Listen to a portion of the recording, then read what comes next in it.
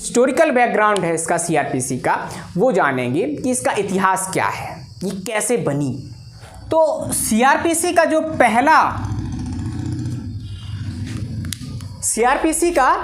जो पहला संस्करण था वो 1861 में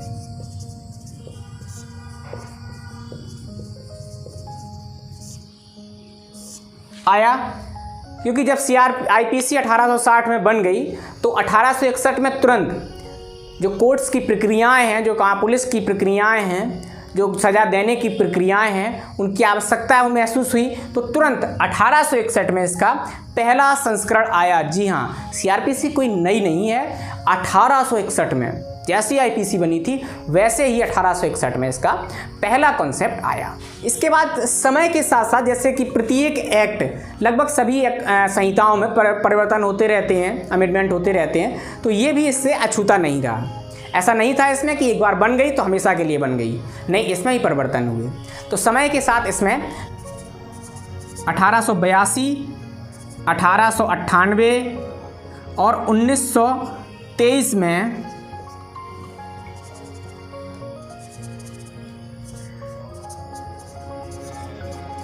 महत्वपूर्ण परिवर्तन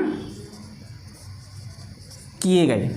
तो 1882, 1898 और 1823 में परिवर्तन लगे कि करने चाहिए, वो परिवर्तन किए गए।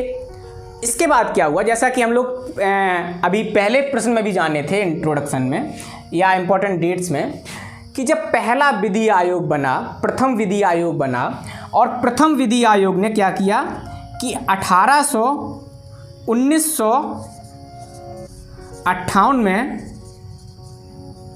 अपनी रिपोर्ट सबमिट कर दी। जैसे ही 1858 में अपनी रिपोर्ट सबमिट कर दी, जो उन्होंने सुझाव दिए गए थे उन पर विचार करना चालू हो गया। तो इसी तरह से उन पर विचार होता रहा, आगे समितियां बनती रहीं, सीआरपीसी में क्या क्या परिवर्तन होने चाहिए, दूरदर्शी जो सोच थी हमारे विधिवेत्ताओं की वो उसमें अप्लाई हुई। तो धीरे धीरे उसमें टाइम लगना शुरू हुआ, और टाइम इतना लग गया कि पहले विधि आयोग से 5वें विधि आयोग 41वें रिपोर्ट के आधार पर संसद में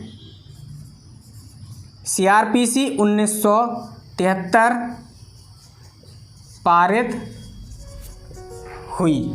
तो क्या हुआ कि देखो, सबसे पहले 1861 में इसका पहला संस्करण आया, क्योंकि आईपीसी बन गई थी तो उसके तुरंत उसके प्रोसीजर के लिए सीआरपीसी लानी थी, तो 1861 में आ गई। इसके बाद इसमें जैसे कि हर एक एक्ट में होता है परिवर्तन किए जाते हैं, तो इसमें ही परिवर्तन किए गए 1882, 1898 और 1923 में जो महत्वपूर्ण, जो मेजर परिवर्तन थे वो किए गए। इसके बाद क्या हुआ, 1858 में जो प्रथम विधि आयोग था उसने अपनी रिपोर्ट 1858 में दी। तो उस रिपोर्ट में क्या हुआ कि उस पर विचार होना चालू हुआ, और इस पर विचार होते होते इतना टाइम लग गया दोस्तों कि 1858 से सीधे 1973 इतना समय लग गया।